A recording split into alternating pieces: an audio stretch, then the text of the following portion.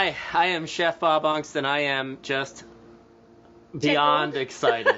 I am totally tickled to be here with my dear, dear friend and incredibly talented Jillian Hopke. Yes. Of just so much fame. so much fame. So much fame. So much popcorn bucket fame. Popcorn bucket fame. You are literally, you're here, right? You're not just a figment of my imagination? It's literally like the only... You're like here, like... How is it possible? She's really here. How is it possible? It's not a popcorn bucket that I've version. been on like 4 Food Network shows, and the Figment popcorn bucket cake that was a split decision at midnight and made in 7 hours is like, that's what you're going to be famous That's for. what you're going to be famous Hey, whatever. You can't predict whatever the it is. internet. So that the lesson, my takeaway, is be really careful about what you decide to be really passionate about that you think no one is going to know about. Yeah. Because you just thought it was a really cool idea in the middle of the night after maybe a little bourbon, and you saw the viral on the Figment thing, and you said, I want to make that cake. I think that's awesome. It was more so I wanted to be the first person to make that cake. That's awesome. Because I didn't want, other cake people to get on my bandwagon. I wanted to be like, this is my idea, and the only way to prove it's my idea is to be the first person to the finish line. Or to the park. To the park. To with the park. A giant So in my box. version of this, and we're going to end up talking about this because this is what talk shows do. It's not about anything we intended to talk about. It's all last week about when we planned this, we had no idea. No, we had no idea you were going to have an epiphany and go to the park. So in my version of this, they load this incredible cake into the vehicle and they dash to the park and there's this whole big thing. Of course there was like obstacles on the way where maybe the cake died, maybe it didn't, maybe it fell over, maybe it didn't. And then they get to the park and then what happens? So well, first of all, a lot of people have been like, how did you get a giant cake into the park first? That's like the first hurdle. Fair question. And I looked on the Walt Disney World website ahead because I was like, hey, what's the policy on this? And it says outside food is allowed to be brought in if you announce it, right? If you tell a security guard upon arrival, so like when you come through the little bag check, you have to say like, this is food. Any food. You can bring all these meats and cheeses if you wanted to have a little picnic. I would love to bring all those meats and cheeses. Have a little picnic out in Germany or something. Oh, we could do that. We could have like a chef-off charcuterie little thing. Can I actually box them up and give them away? No. So you cannot. You'd have to bring in your own people and eat it amongst yourselves. So that's their their rule is so that way if someone breaks a tooth on your cheddar, it's your problem, not Disney's problem. Or the broken tooth person's problem. Well, yeah, it's their problem too. Yeah. But so that's the answer to that is we walked it in a giant box and said to the security person, "Hi, we have a cake," and they said, "Great, thanks for letting us know," and we kept on walking. And and I posted the unboxing video of the front of the park, and when we were bringing this box in, it was just white boxes, kind of like taped in an unusual shape because there's no box for a Figment bucket cake. You can buy. You can't just get that? And so we start unboxing it, and people are like, what's this? What's that over there? Being nosy. And the minute that the flap came down on the box, I said it looked like a scene from a high school dance when somebody's break dancing and the crowd. It's like, oh, let's all cheer them on where they're breakdancing. And so that created basically a traffic stop at the entire front of the park. And that was a cast member approached and was like, this is really cool. Take all the pictures you want. You're not allowed to serve it to any guests. So love what you've done. Love what you've done. Gonna crush your dream right here and now. Keep it amongst yourselves. Gotcha. Your little 5 people in your party. Have a nice day. That was her stern reminder that we couldn't just be serving Figment guts all over future world. But this cake had an entire life of its own.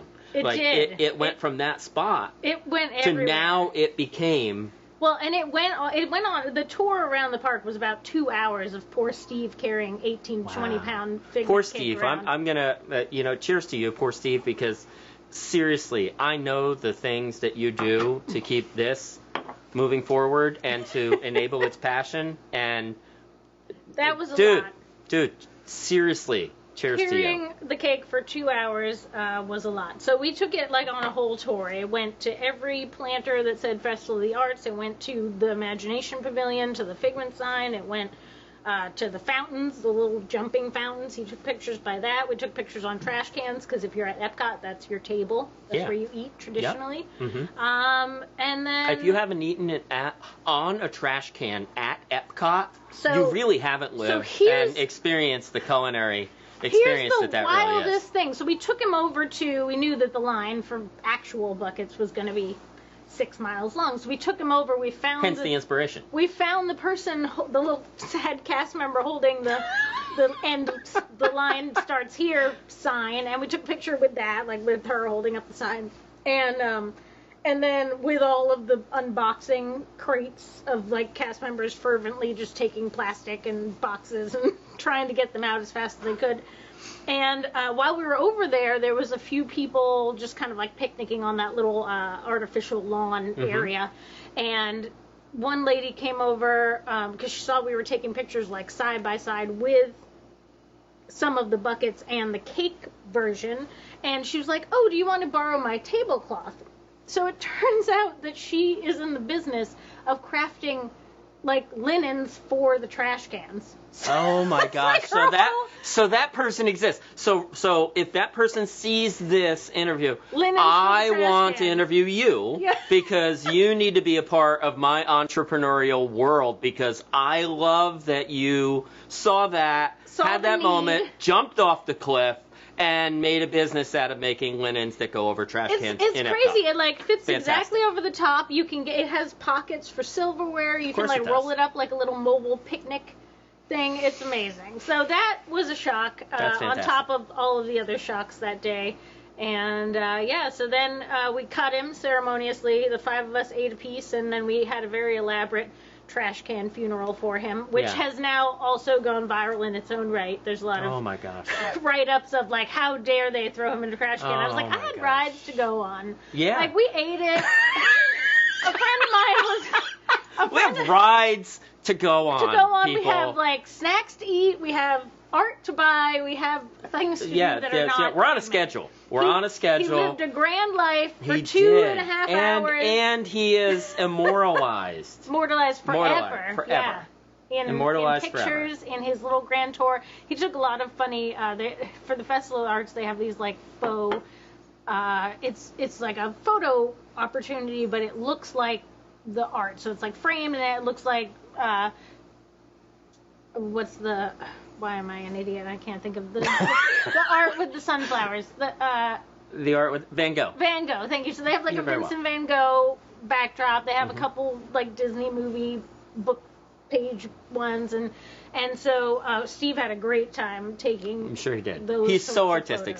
Steve, Jilly's husband, is a stickler for being specific. It has to be exactly. He was like, he's an engineer. We're not in his mind. Him. We're not getting rid of him until every possible photo has been taken. Yeah. Yes. So. Which may never be needed. But it doesn't matter. It was like, we need a monorail picture, we need Spaceship Earth, we need all, and he orchestrated the whole thing, and I guess that's what we give him for carrying it around. He's your version of my Kristen, that it just makes the things happen that need to happen that we're not thinking of because we're jumping off the cliff trying to build like excited things. And schmoozing and talking to people. We're doing us. Anyway, so that was a wild week, and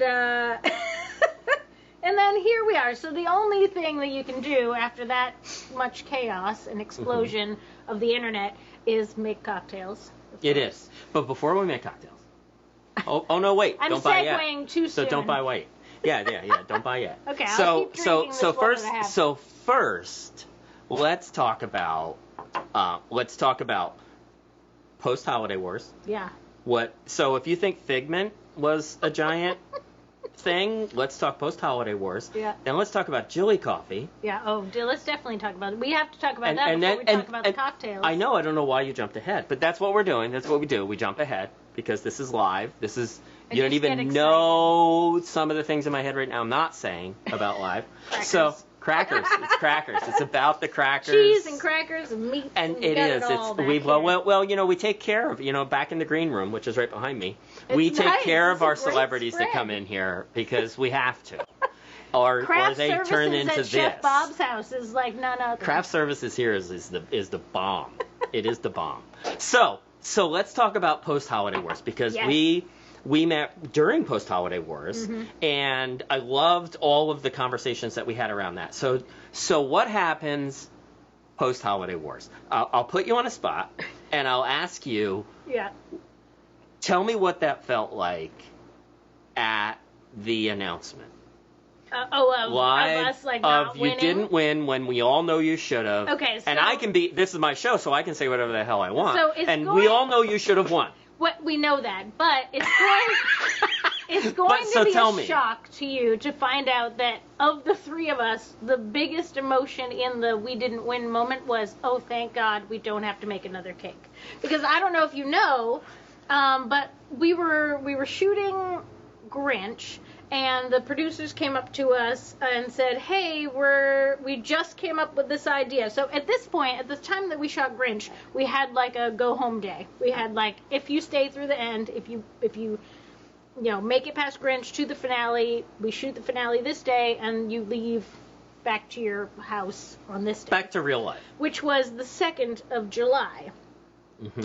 So it was that far in advance. This So- was July Yeah. when all this happened, midsummer. You're actually But out I there had, like, shooting like cakes. holiday things. Holiday things, but I had cakes for the 4th, like a lot of cakes for the 4th. And I had canceled a month's worth of other orders at Yeah. that point. And I'm like, you're telling me, when I canceled the orders for the month of June, it was several weeks ahead because I knew I was going to be gone.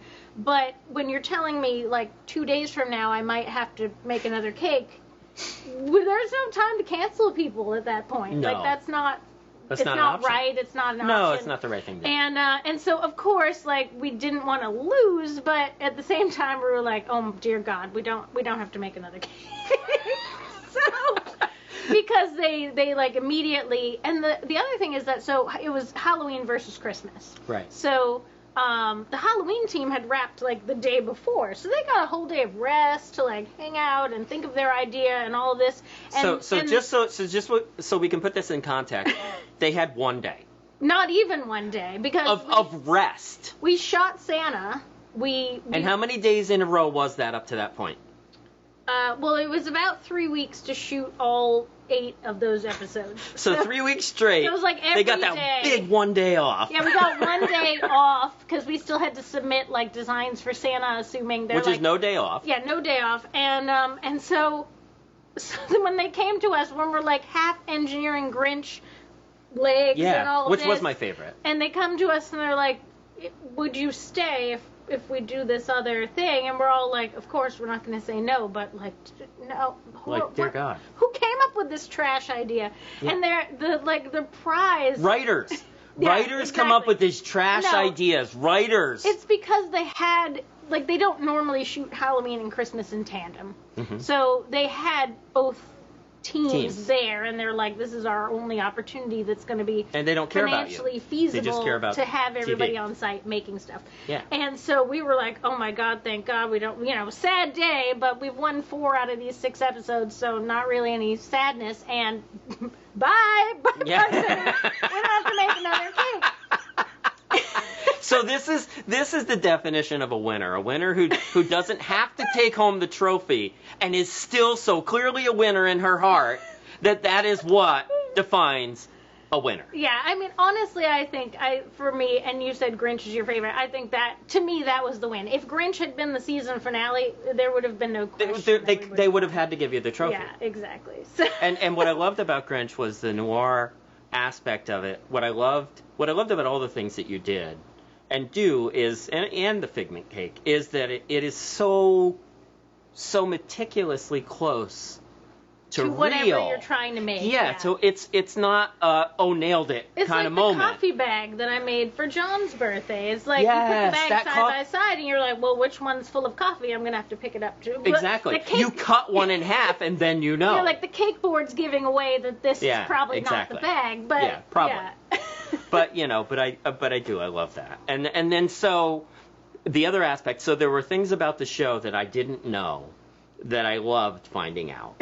There were aspects like I love Jilly. We've known each other for many years, and we adore helping each other and spurring on each other's passions. Yeah. I love that about our relationship. And so what I love so much about that show was that you used cold smoking in it, which I absolutely love that you did, because I love to cold smoke things, and I love... That shouldn't normally be cold smoked. That's where the Yes! Chef Bob angle comes in, because you're like, fruit salad, who's going to smoke that? Bob's going to do it. Bob definitely. Lettuce, who's going to smoke that? Bob's going to do it. Yeah. Then Cake. Steve's going to do it every day, because he loves smoked salads. Yes, and so the cold like, smoking cake aspect has to be smoked. I just loved. So you do what I do in our lives, is that we take inspiration from other artists. We take inspiration from our lives, and we say, oh, that's really cool. I'm going to do that. I saw cold smoking while I was in Germany on a TV show. I did not know what they were saying. It was in the middle of the night. I couldn't sleep. I saw this guy cold smoking things, came up with this idea years and years and years ago, and now it's a thing. And that was my inspiration. You saw Figment popcorn. Right, and that I was like, your inspiration. I want to make this. I want to make this. And so you did it. And so I loved watching this show. It was a total surprise. You didn't tell me it was going to happen. And I was so honored that I saw it. And then the end product, which none of us could have anticipated, was based on coffee. Yeah. Oh my God, crazy. is there a better answer to God and the universe loving both of us than to make that be so your honestly, theme? and this is the thing, back to the what were your thoughts when you didn't win, at that point, like I said, we were tired. We were real tired. Yeah. And so when we wrapped Santa, we did like a little mini like cast and crew photo. Everybody kind of like schmoozed the judges, goodbye. It's all we've hit the wrap party portion of the thing.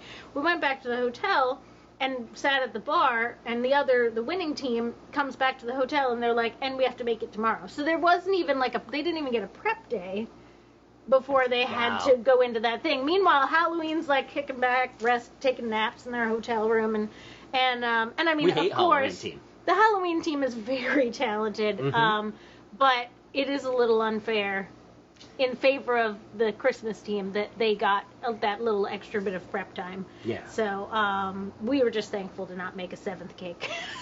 And I think honestly, what I'm hearing you say is that really the win was the result. Of the coffee cake, yeah. Yes. And the the coffee judges cake. lost their minds for that one while they were like, this is the best cake you've ever made. So for me, Personally. taking this sort of roller coaster Oh journey my God, of the other it was 6 painful episodes, for me. Like I wanted to reach through the TV and throttle people every single time they said, "Oh yeah, you need to do this better. Oh yeah, you need to do this better." Well, and this is the thing too, is that it's like, me, if you say put 3 ingredients in, I'm going to do 12 because I don't think 3 is meeting the challenge. You know what I mean? Especially coming off of Cupcake Wars previously, where it's like, oh, we're giving you 12 ingredients, but if you only use the minimum, like, that's it's not going to work out for you. So I'm coming from that mentality of like, if there's all an in. option, It's just all in. And then they're like, oh, maybe you should have made it simpler. And I was like, well, I mean, I'm glad I didn't, because then you would have criticized that. I would rather go too much.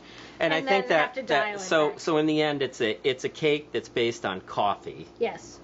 Which leads to segue that I didn't into do myself. Yeah. Right. That we didn't plan. We didn't plan. God and the universe planned it. They asked you to make a coffee cake. You made a coffee cake, so that led to we needed Jilly coffee of the cake. It we went need back a coffee around. of the yeah. cake. Yeah. So it was like the Bob coffee inspired the cake, and then the cake back inspired a Bob coffee. Yeah. It's a little full circle moment. So we have the toffee. Yeah. So Toffee the coffee. cake for that last episode was toffee bits baked into the cake. Right. So it was an almond cake, toffee bits baked in. And of course, with a coffee challenge, it's very easy to want to go chocolate. Yeah. And I was concerned the other team's going to do chocolate, which they did. So I'm glad that I stuck to it and went more biscotti. Yeah. Traditional flavors. And that versus... can one of my lovely assistants grab me a Jilly Jilly A bag, coffee, yeah. bag, which set designer clearly did not put together because they were Yeah. more concerned really about the cocktail, I think. Really concerned about cocktails. Really and not concerned as about the concerned cocktail, not about bags. the coffee. But so it was the almond cake with toffee bits baked in, Yeah. a homemade caramel which also had the coffee in it. So Yeah. I used that in place of some of the cream, and toasted almonds, and a cappuccino mousse filling, coffee buttercream. Because it had to be coffee in like 3 ways. It's like the perfect storm of coffee. Had to be coffee in 3 ways. I went coffee 5 ways because 3 is not enough. No, 3 is never enough. And I think, I've known you for a long time, and I had so many of your creations and flavor profiles. I love that you just put it out there. You come up with an idea, and this and this and this and this and this. Yeah, and some stick and some don't, and you some just don't. keep on trucking. So this. Look how cute. This is the most adorable little me. It is ever. so the most adorable little you. I got me on a T-shirt. I should have worn it today. I'm useless when I was getting dressed at 6. Well, then we wouldn't have had the cracker incident. So we wouldn't have had the crackers incident. wouldn't have fallen in all the places, and we wouldn't have had that. So I'm really grateful you didn't. But I did. I got me on a little T-shirt. So I was like, she's so cute. we have so many talented. Tell me about the talented artist that created this. So Jacqueline Stewart, she lives in Chicago now. She used to be local, and that's how we met. She illustrates for a lot of like comic inspired things. So a lot of Sailor Moon, a lot of Street Fighter. That reminds me of Sailor Moon. And so she was an artist at a lot of conventions, like MegaCon and Anime Expo and all of those. And so that's how we met, because she had made some She-Ra Princess of Power art, and you know that I can't help myself when it comes to that. Buy it, yeah. So that was sort of how we met. It's like orchids for me. Yeah, and then and she was like having a baby, so I made cupcakes to come to the hospital that had a 0 on them, like it's your actual birthday cakes. And then I made the kids cakes every year after that. And then when they moved out to Chicago, we've still kept in touch online. And when I knew we were doing coffee, I said, there's only one person I want to draw me. Yeah. Because I know that's the style. I want no one to draw me. Yeah. I've seen people draw me. It is not You're gonna attractive. end up like one of those like street caricatures like really, really bad. but really, with really a bad. chef coat and a bunch of like cheese. There's one version of me that I think I would like, and that I don't think anyone can make. So it looks nothing like me. So that's why I like it. I knew I wanted this sort of cute anime Sailor Moon style me. And so I reached out to her, and she was like, "Oh, sure, yeah, I could do that." And then, like 2 days later, nailed it. Once she nailed it, that was it. That was it. There was no discussion. I was like, I want a cupcake and a coffee in my hand, and the rest is history. Yeah. And so we worked together to create that flavor profile. Yeah. And the flavor profile has ended up being, out of my almost 20 different coffees that I've made, one of my absolute favorites. Yeah, I agree. Steve still leans into the creme brulee. You know how he is. I know. Well, we've talked about the creme brulee so many times. It's one of my fan favorites. But it's one of my absolute favorites. He's like, this is a very close second to the creme brulee. So for in Steve world, that's very flattering. It's incredibly flattering for me. I cannot believe he likes that more than that. But that is a testament to his honesty as well. He'll just call it. Just calls it like it is. He always has. Always has. So what we did then, because we can't help ourselves, is we amped that up. We have this incredible coffee. Naturally. And then we turn it into my original creation of a cold fashioned, which we're crediting to you. We are crediting. Until somebody tries to claim otherwise, but I don't think they can. I think you are the first version of that. I really think I am. Especially since, when we were at Epcot with the Figment Cake, we tried their cold fashioned, which was really just like iced coffee with some whiskey mixed in. It wasn't an old fashioned with coffee mixed in. So they went like full coffee and then just they cheaped out. Yeah, and I said, well, I understand they did that, but they shouldn't call it a cold fashioned if they're not going to understand the beginnings and the origins of the beginnings of the origins of it was to take an old fashioned and to somehow incorporate coffee into so it. So you're still getting in a way, the essence of an old fashioned, but with the coffee. But with the coffee, no. Yeah, exactly. And how do you do that? Well, you can't just put coffee in it. It ruins it. And so, but if you make a cold brew, the true way you should make a cold brew, and you give it the 24 to 48 hours it really needs, and you do it through the right process, you come up with a cold brew. And yours is, to date, my favorite cold brew out of all of my coffees. I think it's because the Jillycakes coffee, the way that the cold brew settles into that 24 to 48 hour period, it almost has a natural simple syrup vibe. It has a sweetness to it. Yeah, so you don't, we are going to add some other things, but we're going to add less than you normally would because, you know, in a regular old fashioned you'd do either a full sugar cube or like a whole ounce of simple syrup. Yeah. And we're going to sort of dial those back because the cold brew on its own naturally brings in those simple syrup vibes of the coffee. So and yours is the only coffee that I've made as a cold brew, and the creme brulee is one of my favorite coffees. Even when I make that as a cold brew, it doesn't bring that sweetness to it. So without further ado, we're gonna go ahead and this is a Jillycakes version of Chef Bob's so you made the cold fashioned, which you used some sassafras bitters in your original one. I think there was some orange in that. Yep.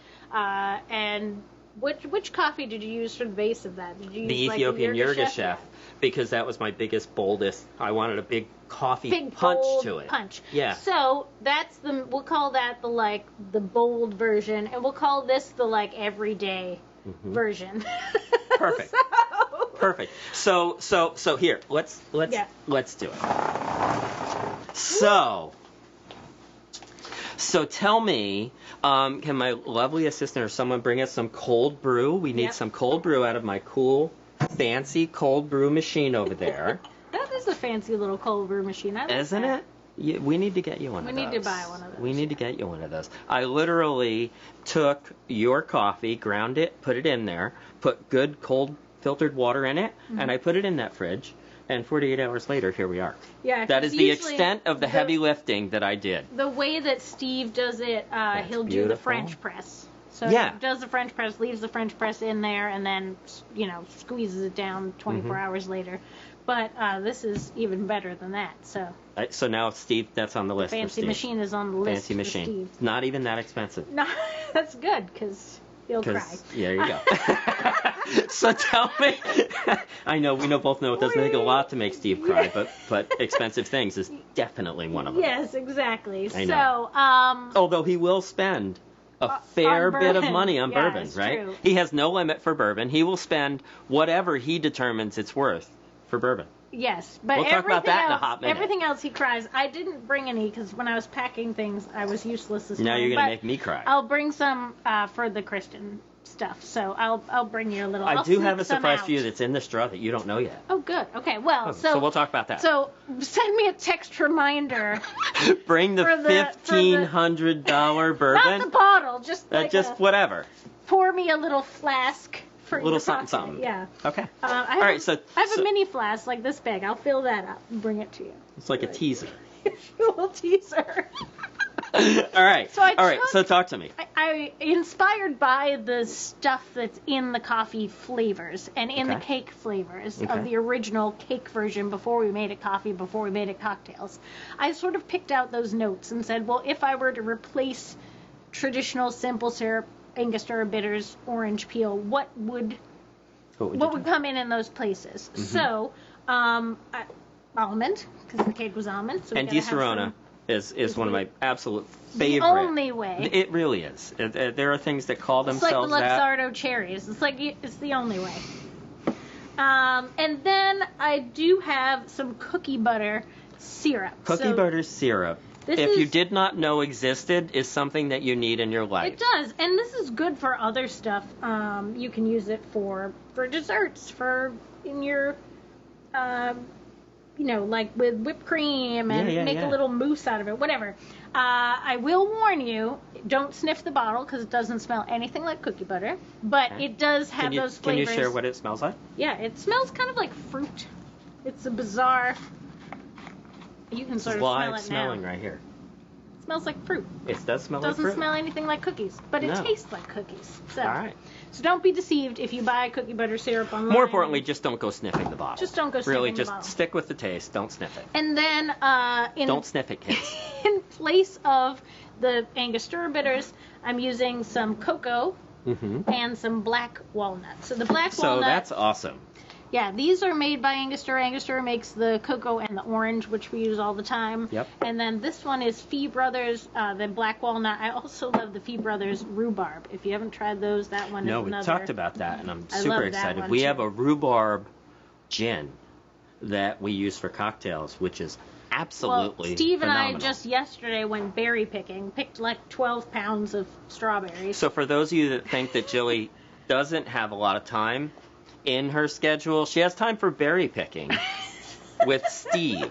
Because I think primarily Steve doesn't want to pay for the berries. So they have to go out and hunt for them in the wild, is my guess. It was still like $40 of berries. They make you pay for the berries by the pound, but it's the only way to get like the best, freshest berries. So, Okay. but we were making cocktails last night with the berries and the rhubarb. But And so 'cause you like needed a forage. Strawberry rhubarb pie, Yeah. so sort of in that vein. But the black walnut brings in mostly just the nutty. It amps up the nutty component of the Di Serono more than anything. Perfect. In this recipe. So we need bourbon too. What are we using? So as a testament to how much I love and adore you, this personally selected bottle of Woodford Look Reserve. at you and your fancy. I've been to Woodford thanks to a contact by you. So and they're excellent. I love the choice. They are. It's one of my favorites. amazing. This bottle has never been opened, as As is evident by the plastic. evident by coming the off. plastic, because I'm not that good. Oh wait for it. Ah. That's delicious. Did you hand select that bottle? I did hand select this bottle from a specific barrel that they then made for Chef for Bob. you. For Chef Bob, because he's cool Or like Chef that. Bob. Well, I, as anyone who knows me knows and has looked at my library collection of bourbons, I never open up the bottles of bourbon like this. Like ever.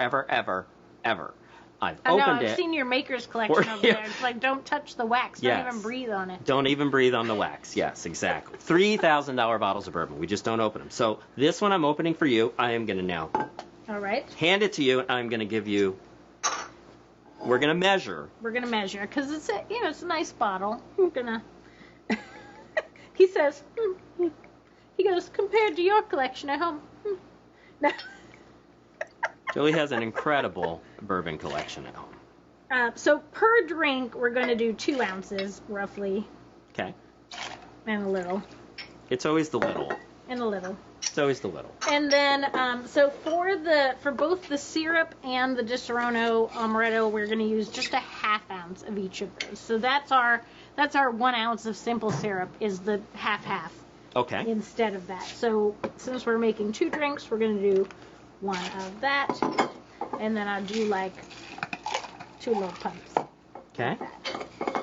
Then for the bitters, we're going to do 2-3 shakes of the black walnut and 2-3 shakes of the cocoa. Okay. And then we need our cold brew, of course, because Cold it's brew. not a cold. This is just an old fashioned. Now it's just a really good old It's a fashioned. cold fashioned. That's the difference. Love it. And then we're going to shake that. I'm going to go ahead and make you some beautiful You're much better at that Florida than I am. orange peels. Steve gets very upset about my orange peels. 'cause So it's like for with those a of you, serrated knife, like I have no regard for oranges. just at all. whack the crap out of them and call it good. Just the whole thing in the top of the glass. There we go. There it is. Yeah. So we're going to make some pretty orange peels. If you've never made orange peels for an old fashioned, it is the difference of night and day from having a freshly It squeezed is. and twisted Now, the orange thing that I peel. recently learned, which was new information to me, is that when you squeeze the peel, you need to squeeze it the skin side down. That was new information. You know that, I'm sure, because you're a chef, but I didn't know that until like 2 weeks ago. So. And There then we we've go. got some fancy Luxardo cherries and some orange peels, of course. And then we're going to pour that.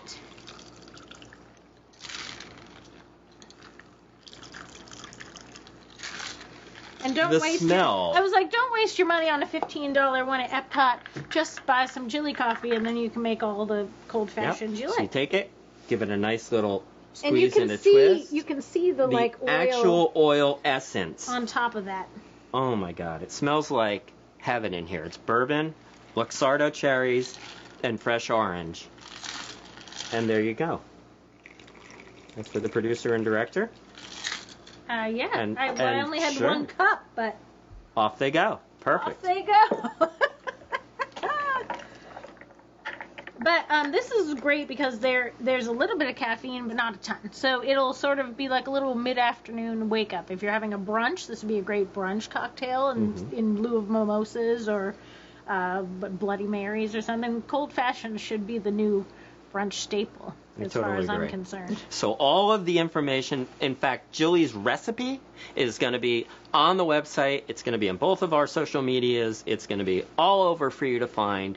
Jilly's coffee, as well as all of my coffee, is going to be available for you. I highly recommend you go and grab this. Since we released it, we're 75% sold out, I think. Yeah. So we do have some And a few left. of the people who've been drinking it, I'll have to show you later. My friend out in California, he made some promotional videos that he sent on Facebook because he was like, I love this Jilly coffee. And I was like, okay, save that one, post it for Yep, go for it. everyone. But so those people that got the early bags are going to be coming back for some more.